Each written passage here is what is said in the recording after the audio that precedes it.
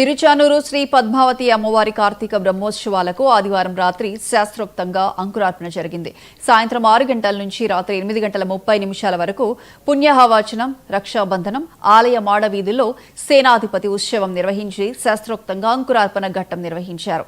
ఈ కార్యక్రమంలో TTD EO Anil Kumar Singhal, JEO Veerabrahmam, CVSO Muralikrishna, ఆలయ డిప్యూటీ ఈవో హరీంద్రనాథ్, ఆలయ అర్చకులు బాబుస్వామి పాల్గొన్నారు.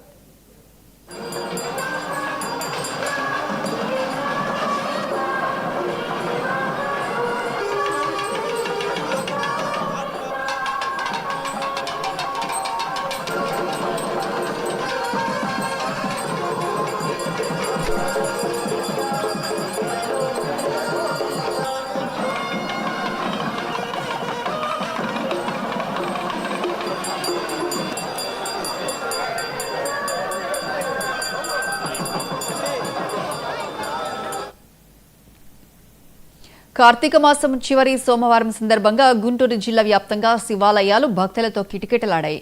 ప్రధాన శైవ క్షేత్రమైన శ్రీ అగస్తేశ్వర స్వామివారి ఆలయంలో అర్చకులు ప్రత్యేక పూజలు నిర్వహించారు. భక్తులు పెద్ద ఎత్తున స్వామివారిని దర్శించుకున్నారు. భక్తులకు ఎలాంటి ఇబ్బందులు కలగకుండా ఆలయ సిబ్బంది ప్రత్యేక ఏర్పాట్లు చేశారు.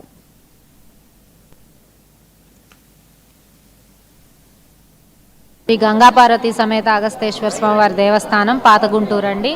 కార్తీక మాసం ఈరోజు చివరి సోమవారం సందర్భంగా భక్తులతో దేవస్థానం కిటకిటలాడుతూ ఉన్నది. తెల్లవారుజామున 4 గంటల నుండే స్వామివారికి అభిషేకాలు మొదలయ్యాయండి. అలాగే భక్తుల కోసం ప్రత్యేకంగా స్పెషల్ దర్శనం కూడా ఏర్పాటు చేసి ఉన్నామండి.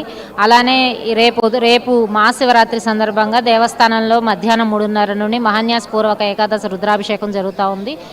దీన్ని భక్తులు సద్వినియోగం చేసుకొని స్వామివారి సేవలో పాత్రలు కాగలరని కోరుతున్నాము. అలానే 19వ తారీఖు లక్ష బిల్వార్చన, సహస్ర జ్యోతిర్లింగ అర్చన కూడా దేవస్థానంలో ఉన్నాయండి.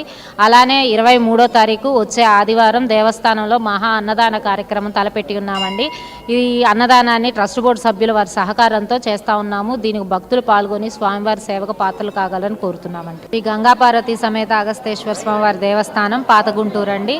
కార్తీక మాసం పాత గుంటూరు గ్రామంలో వేంచేసినటువంటి శ్రీ అగస్తేశ్వర స్వామి దేవస్థానం ఉంది. విశ్వావసనామ సంవత్సరం కార్తీక మాసం సందర్భంగా చాలా విశేష కార్యక్రమాలు జరిగినాయి. బహుళపక్షం శుద్ధపక్షంలో శుద్ధ ద్వాదశికి అన్నాభిషేకము, శుద్ధ ఏకాదశికి సామూహిక సత్యనారాయణ స్వామి వ్రతములు, అలాగే బహుళ ఏకాదశికి సామూహిక సత్యనారాయణ వ్రతములు, అలాగే జ్యోతిర్లింగార్చనలు,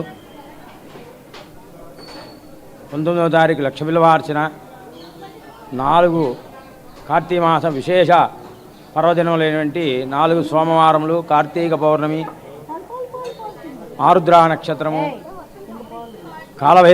కాలభైరవాష్టమి, ఇవన్నీ కూడా విశేష కార్యక్రమాలన్నీ కూడా జరపడం జరిగింది.